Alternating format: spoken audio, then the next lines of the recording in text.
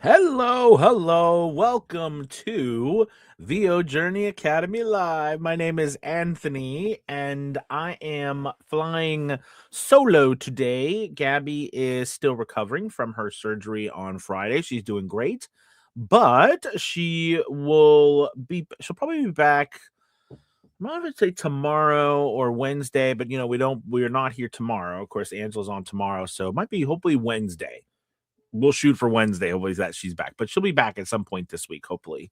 But I'm very excited. Happy Monday. Hopefully everyone's doing okay from the storm. By the way, just so you know, this is all put on by VO Journey Academy, and we are offering the first month 50% off. We're all about helping the new and upcoming voiceover artists grow their business and sidestep all of the crazy things that I seem to step on. I used to say that I gotta get back to saying that because it's absolutely true. It's interesting. I was having a conversation with Gabby about this actually last week, right? And other voice actors, right? About the idea is the truth of the matter is that we all make mistakes. Doesn't matter where you are. I make mistakes. Everyone makes mistakes, and being open about those mistakes and sharing them can help a lot, I think. So, anyways, good to see everybody. Make sure you drop a comment, say hello, just where you've been. Make sure you hit that like button and share button. We're going to be chatting today about some things that I think are extremely important. Your studio setup, the quality of your audio, and how seriously you need to take that, and some tips, tricks maybe on what to do. And if you have any questions, if you have any thing that you'd like to ask, please feel free to ask it. I'd love to answer any questions you have about your studio setup as well as your quality of your audio. So as you guys know, we run Academy Voices. I run Academy Voices, and we are at very close to hitting our 500 audio book benchmark that I wanted to hit by the end of last year, but that's okay. We'll hit it here in January. And hello. And but the reason why I'm bringing it up is because I've noticed that there's a lot of people who are extremely talented. And whether you're new or not, you just have a talent for this. You have a beautiful voice, sounds good, but then I receive the audio, and the audio puts a damper on the whole thing. So I think it's a really good conversation to talk about your studio, how it's set up, as well as how you are mastering and editing your work, because there's a whole bunch of things that can go wrong that end up taking a good file. Because you think about it, you got a lot to do, right? You have to have your studio set up right. It's got to be acoustically treated right. It's got to be quiet enough, all that jazz. You have to have the right equipment. You have to record it. And once you do that, then you've got to make sure that you don't overdo the editing of your work, right? You don't edit it too much. You don't do too much to it. We call it, destructing your audio, right? We don't want it to be so overdone that the file that you end up sending is a mess. It's lost its shine, if you will. So I think it's a good topic for us to discuss today. And again, if you have any questions about it, please post in the chat there. I'd love to hear about it. And again, hit that like and share button and follow button. If you haven't subscribed, please do subscribe to the channel, and hit that bell notification. So one thing I've been looking at, because we're putting together AVID, or Academy Voices After Dark.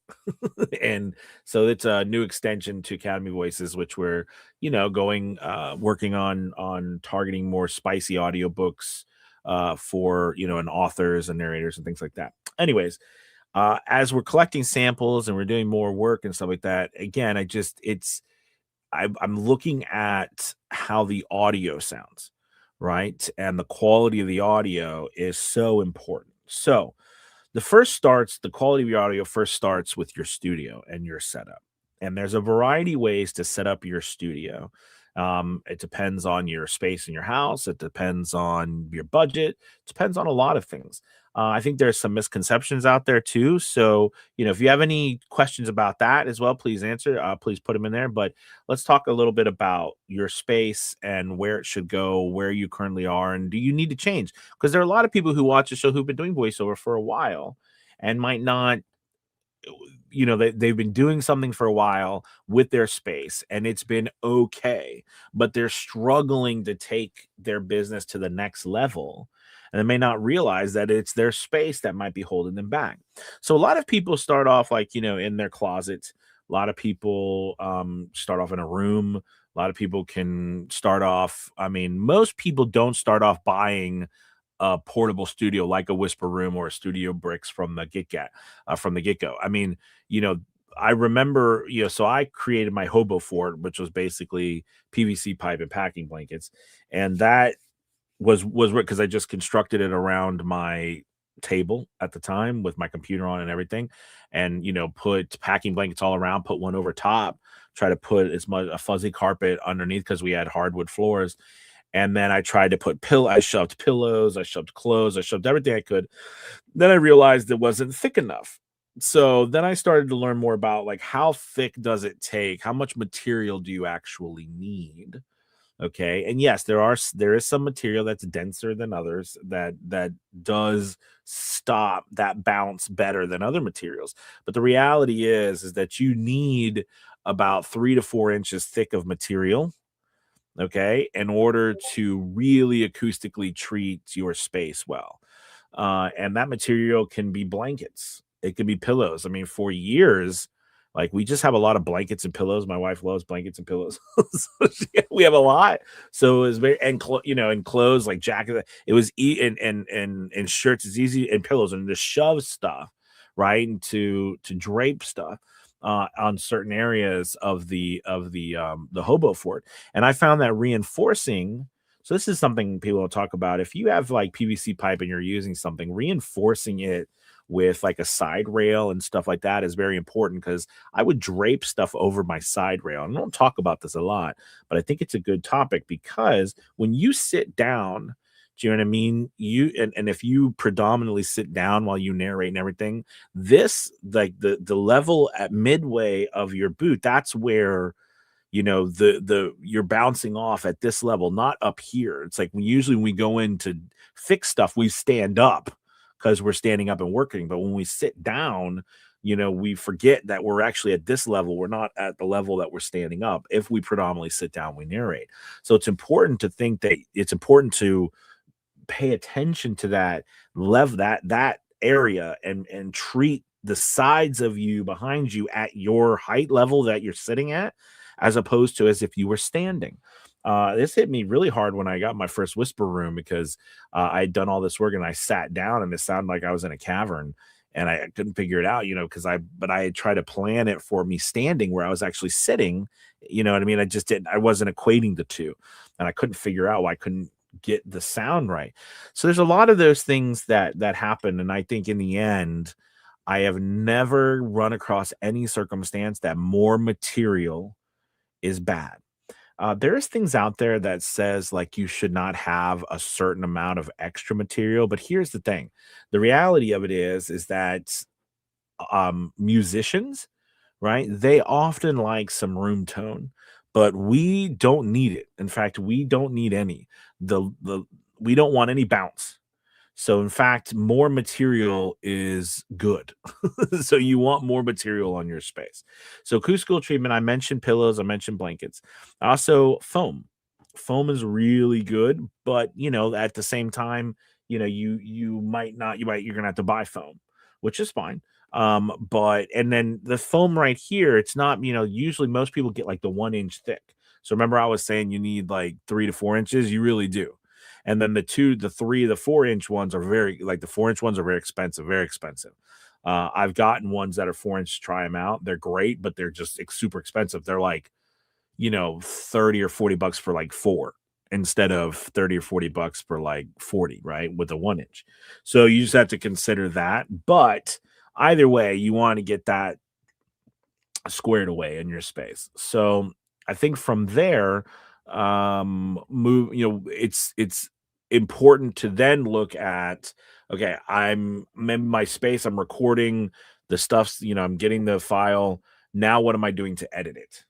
Right? Because I think the editing part is key. I see a lot of people overdoing their editing. And a lot of people overdoing their editing. So, like, for example, I do 4 things. I have a process of 4 things, and I do them in a very specific order. Not everybody does it this way, and I notice, and I've learned over the years that this order I felt is the very best order that you can go in. Now, of course, there's gonna, and every engineer you talk to probably will, maybe they'll have their own order, and that's mastering. But I figure that, like, I like this order for very specific reasons. So I'll tell you what it is. So when I record a file, the very first thing I do is do EQ. All right. I personally just do a light boost to the high end and to the low end. I don't do very much because I've treated my space as much as I can. Right. The more you treat your space, the less you've got to worry about rogue frequencies. You know what I'm saying? So you don't need to worry about that as much. So I do EQ first. And the reason I do EQ first, because most people will say they do some sort of noise reduction first. The reason why I do EQ first is because I am manipulating the frequencies. All right. And I've learned in the past, because I used to do that first. I used to do noise reduction, then I would do some other cleanup stuff. Then I would do EQ, and then I would compress, and then I would have to go back, because after you compress, you have to raise your file. I would then have to go back and do more noise reduction and more work on the file. And I found, like, it was redundant, like it was just doing the same thing 2, 3 times to the file, and it was ruining the file. I mean, it was just degrading it more and more and more. So I found that the order of operations, the order of your chain, is extremely important, because you don't want to do 15 things. Right? You want it, less is more. You want to do the least amount of stuff to your file as possible, for a variety of reasons. One of clearly is because you want your file to be as clean as possible. You don't want it to sound overprocessed. And two, it's time. Your time is very precious. So the more time it takes you to have to do all of this setup, right? The more time you lose from getting more work. So first is EQ, very quick EQ.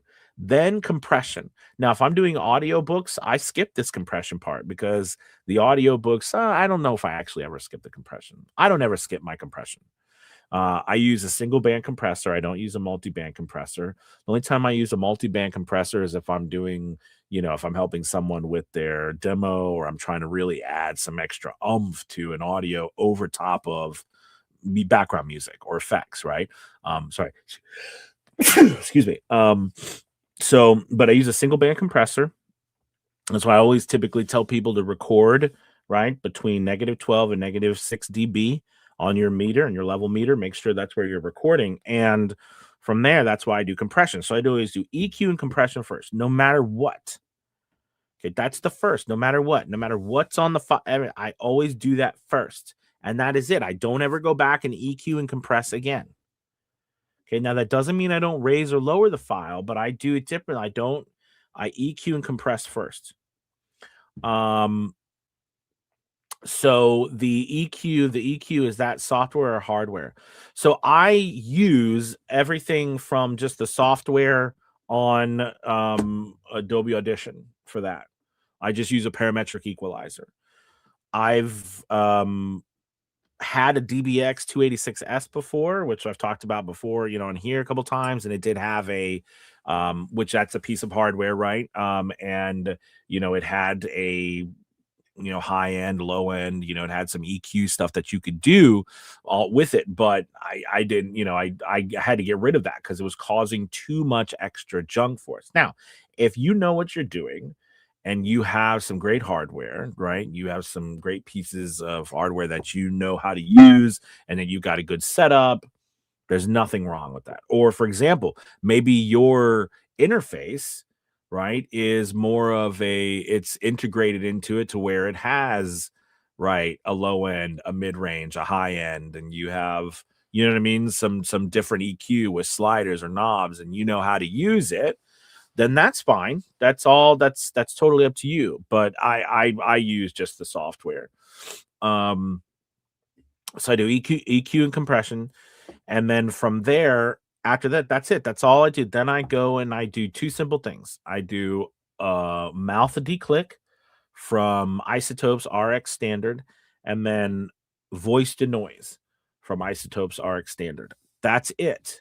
I do not do anything else to the file with any sort of clips, like, you know, any software, hardware, nothing else. That's all I do. Now, I will admit that I will go in, and if there's breath issues, I will take care of the breath issues manually.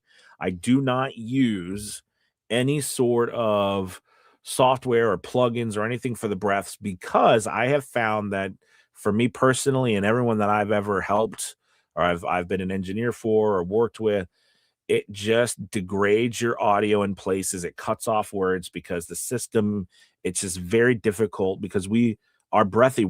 Some words are breathy, and it will read that as a breath, and it will start to take away words, especially if you're a really breathy reader. So these things can be very challenging, and I would, you know, I stay away from that. So I do it manually, and my recommendation with that is really get kind of wrap your mind around, listen, it first starts with us. So the better we can narrate, the quieter we could take breaths instead of talking. Because when I first started, that's how I sounded, because I was always out of breath and I couldn't breathe more quietly. But as time's gone on, I've learned how to do that. So keep working on it. But early on, you have to know early on it's going to be daunting. Like it's going to be difficult. And I mean, that's just a learning process. Okay. So finishing up there, what John asked, do you normalize to -6 dB or -3 dB? All right, so I want to address normalization and talk about that. And I have completely moved away. I don't use normalize at all. And I'll tell you why. But I want to point out that not using normalize does not mean that I don't raise my audio. So I'll discuss that. So the reason I don't normalize anymore, use normalize, is because that function basically takes the highest peak that you have in your audio. So let's say you want to raise all your audio to -3 dB. The idea is to raise the audio, to raise the overall loudness, right? To make it more full and louder. And your hope is that it raises everything up. But what normalize does is it takes the closest wave, right? The sound wave on that's being shown on whatever your DAW is. So let's say the highest peak on your sound wave is -3.1, and you normalize to -3. Okay. And let's say the majority, though, of your whole piece is averaging around -9, and you really would like to raise it, but you just have a high peak at -3.1. If you normalize at -3, it only raises the entire piece by that 0.1 decibel. Okay, so it doesn't raise the other parts, the parts that were at -9, it only raises it by 0.1. And in fact, let's keep it all the same and say that one peak was at -2.9, and then the rest was at 9. If you hit normalize, it will actually reduce the overall volume, because that one peak, it's bringing it from -2.9 to -3. So I don't ever use normalize anymore because of that. If you have a heavily compressed file to where it looks like this, it's like a straight line on the top and a straight line on the bottom. If you normalize, it will pull the whole file because it's cut like that. But to do that, that's like heavy radio editing that sounds too much and overloaded. There's no peaks and valleys in there. So what I typically do, and I would recommend this for everybody, is I would really look towards using, and this is fine, the more of an audiobook approach, even if you're doing, doesn't matter what you're doing, commercial work or whatever. All right. And basically you're looking for a certain RMS or LUFS rating, right, to the overall piece. So basically, meaning that if you've done audiobook work, you have to stay in between negative 18 dB and negative 23 dB for the RMS, or the total average noise level of the whole piece, right? And this raises everything as needed. All right. Plus, you can actually add a hard limiter, not a limiter, but a hard limiter to cut off. I always cut off at negative 3.2. So, John, I would recommend, if you want to normalize and you want to raise your audio, I call it the poor man's compressor. Use a hard limiter and limit it to negative 3 or 3.2, and then do an input boost. All right, give it an input boost of plus 2, 3, 4, depending on how low your audio is. And what that does is it will raise all of the audio, even the audio that's the lowest, by however much you do the input boost, but it won't let it go above that hard limit of like negative 3 that you set. Whereas normalized does not raise all the low, it only raises it as much as that highest peak needs to go. Do you see the difference? So in actuality, if you just use a hard limiter in that way, that'll take care of all of your stuff. Now, depending on what, does that make sense, John? I hope that makes sense. I like the hard limiter approach, or a loudness maximizer approach, or a loudness setting. Depending, I'm an Adobe Audition person. So in Adobe Audition, we have a way to, set an RMS. And most places does. It doesn't matter where. I think, Studio One, Reaper, they all do. Audacity even. They're just called different things, right? But basically, you can get that on there and set the overall average. Because again, I've seen people say, I've normalized, I've done what I was supposed to do, and the audio is very quiet. Right. And there's one loud part, like, especially if you have to yell or you've got to get loud and you're getting softer. It is a unique challenge that we face as audio engineers. And by the way, if you're a voice actor, unless you have someone else doing all your engineering for you, you're also an engineer.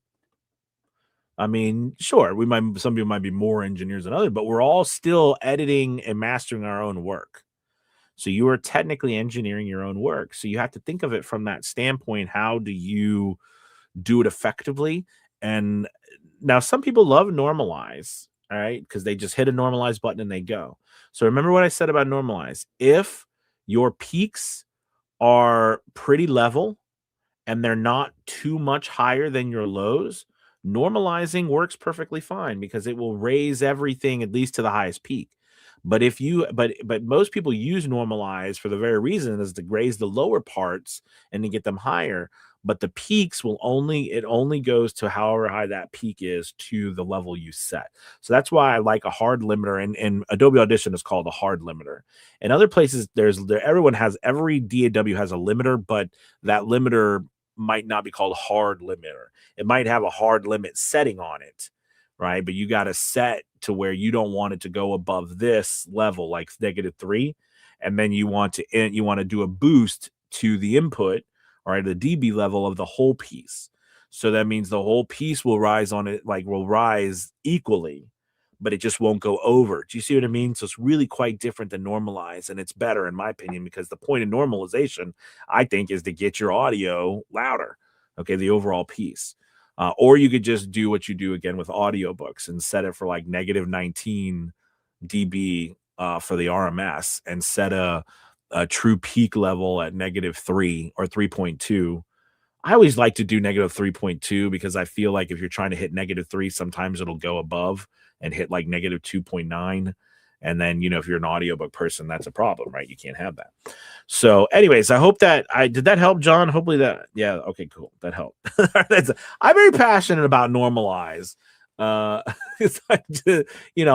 sometimes I do think normalize is one of those words we tend to use we also mean to raise the audio, but normalize is very specific, right? It's called normalize.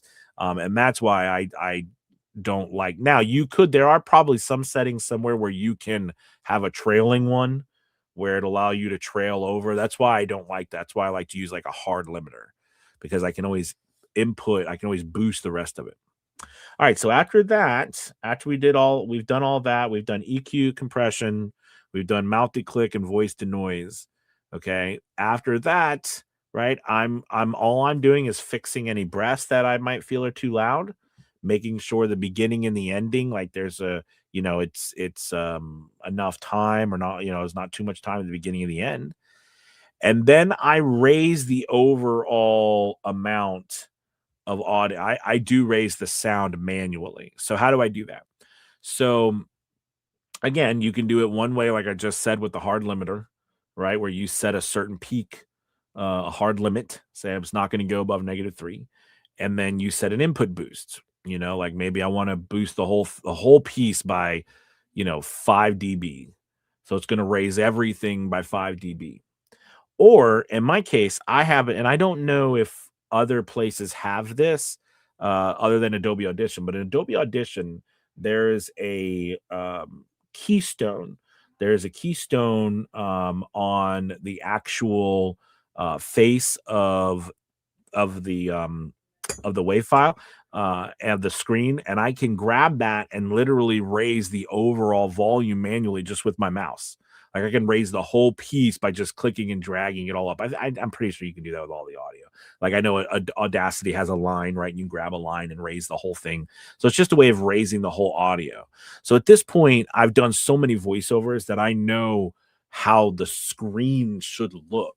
Because like you get to a point where visually you can just see how it looks and it's supposed to rise. I know for that won't be for newer people, because you'll be like, Anthony, what the world? I don't know what it's supposed to look like. That's okay.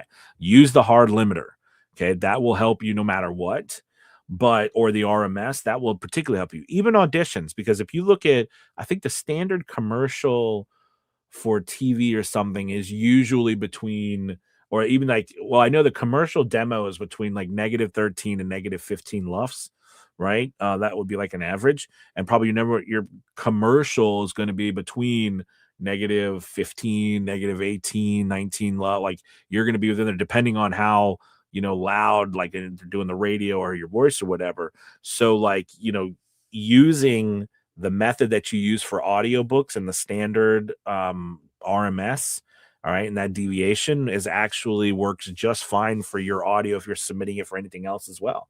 Commercial, radio, documentary, doesn't matter, podcast, all of that works the same.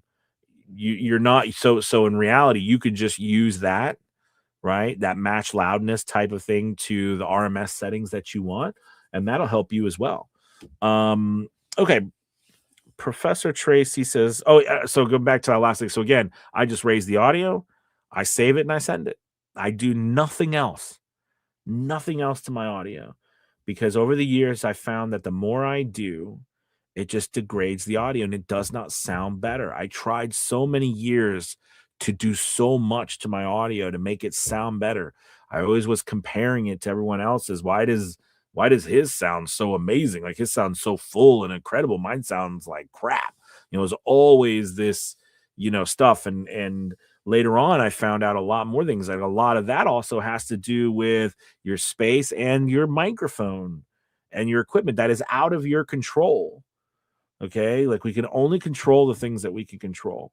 So by overdoing my audio, as I was by doing too much and doing things repetitively, like denoise, mouth declare, going in and constantly doing more, I was degrading the audio more and more. So it sounded just, there was no clarity in the audio. And you can hear when someone has overdone it with their editing. Professor Tracy says, how about a cloud lifter?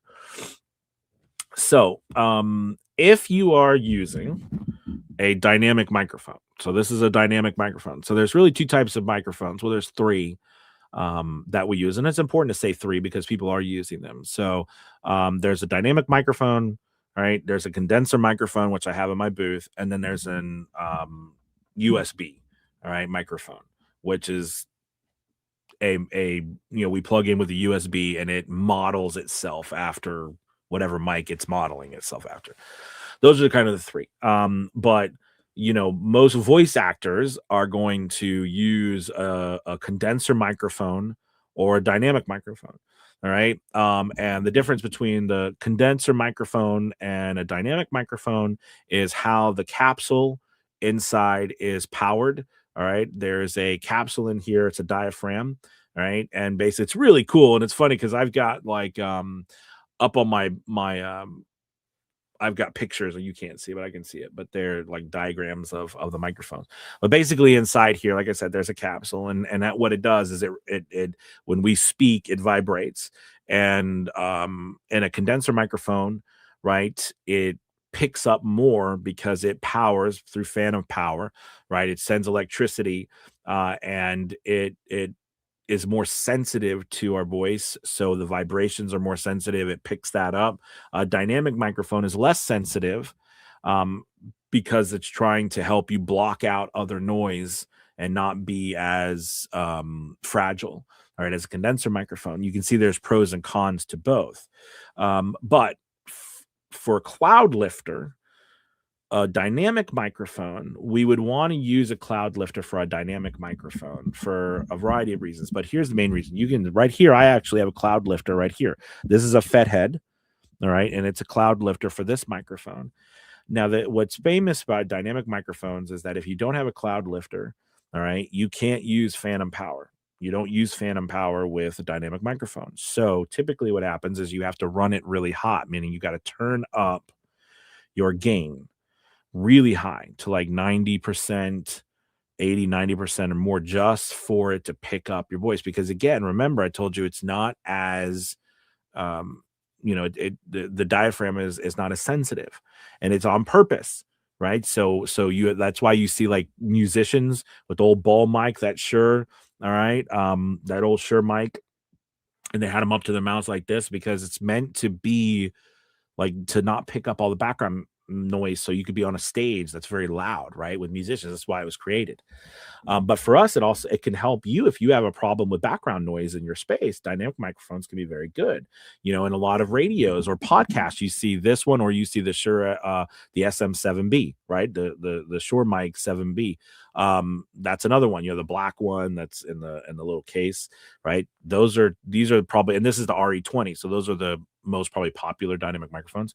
A Cloud Lifter allows you to push your phantom power, the 48 volt span of power, all right, and add that to it. Basically it regulates the amount of electricity, so it's safe for the microphone to accept it, and allows you then to not have to run your gain so hot, right, which then helps your interface not be as loud and doesn't work as hard, and you don't pick up all that background noise. Because remember, if you're running your gain really hot on your interface, it's going to be really loud and it's going to be internal. If you're like, for example, if you have your audio and you're picking up a lot of background noise, or like, for example, you record and you feel like it's completely quiet, but when you look at your you look at your recording, all right, and you look underneath and you've got your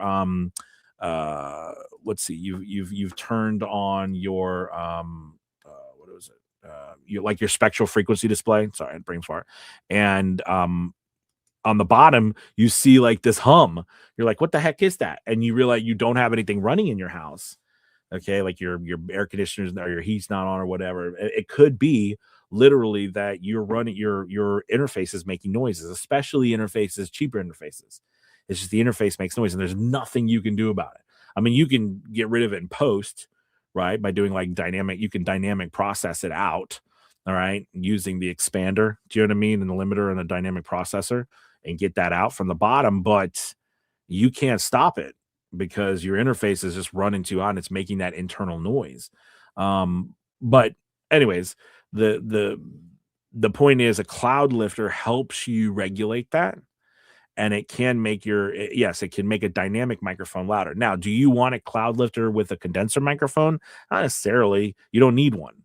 They do make them, but I don't use. I had one because I was just, when I was back in my experimental phase, I was buying as much, things like gear and stuff, but I don't use it. I've never used it because I just didn't need it, because that's what a condenser microphone already has, that flow.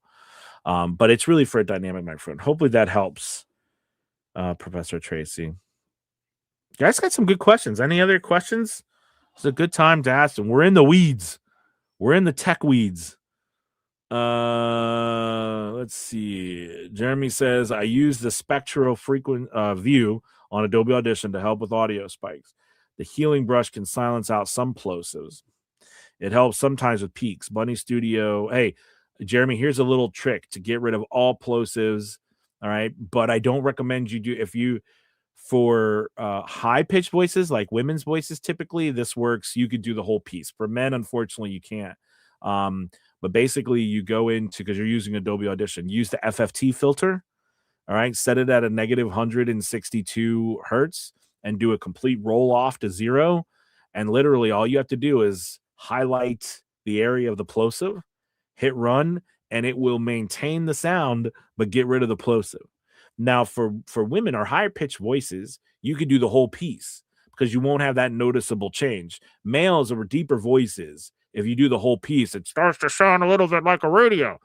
It takes away your warmth in your voice, right? But for high pitched voices, you don't have that issue. So I usually run it so you can get rid of a whole plosives by just doing one click. But for this, all you got to do is highlight your area, do one click. It's better than using the auto heal. Although the auto heal is an amazing tool that Adobe Audition has that I absolutely love. Sorry, I know you weren't asking a question, but I just noticed that, Jeremy. That'll give you a little tip. That's super helpful.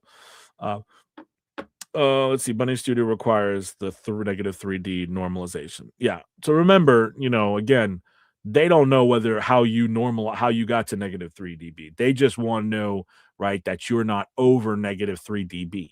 Because you notice negative 3 dB normalization says nothing about RMS.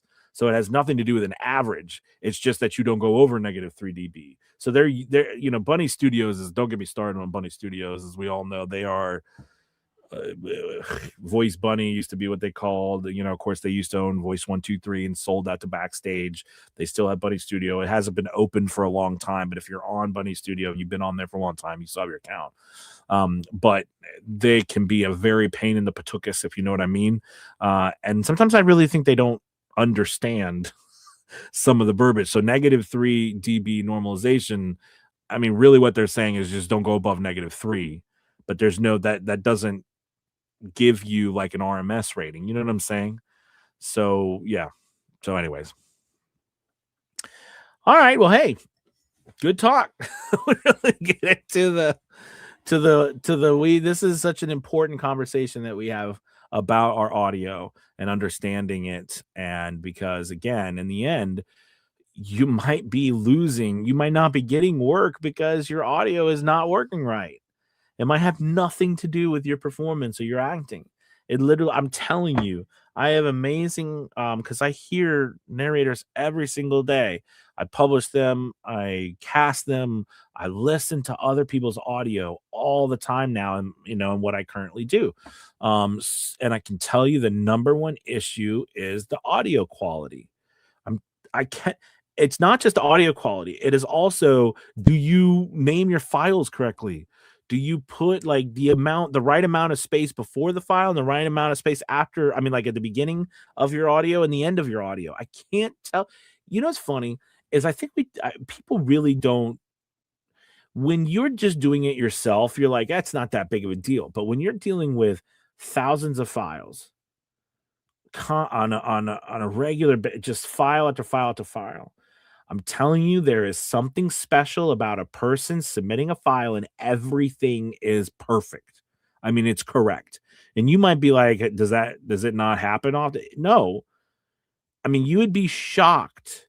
It literally is probably less than 10% of all the people that submit stuff to me that is fully correct, that I don't have to do stuff to. I mean, really. The file's not named correctly. The spacing is wrong. The RMS is wrong. The titling is wrong. There's just so much stuff constantly. Now, maybe it could be too, I need to try to just keep doing a better job of telling people, but I give people all the specs. It's just, they just don't do it right. So I have to go in and do it. The people who do it right, I'm like, I will hire them over and over and over again because it's just so much less work on my part. Yeah. So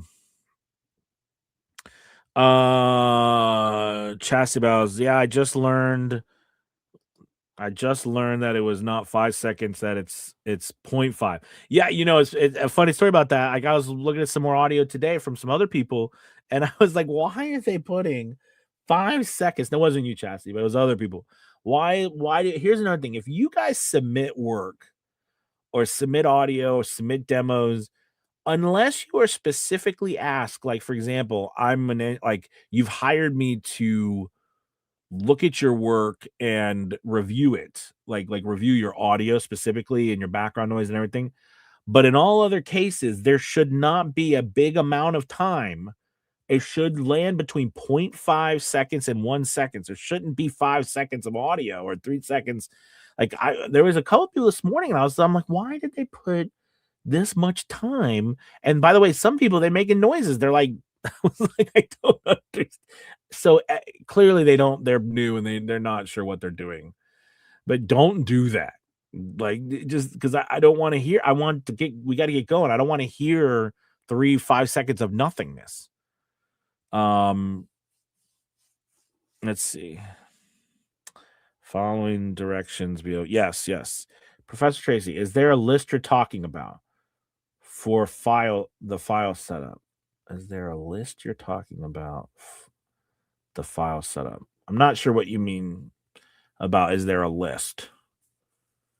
Like for Academy Voices? I'm not sure what you mean.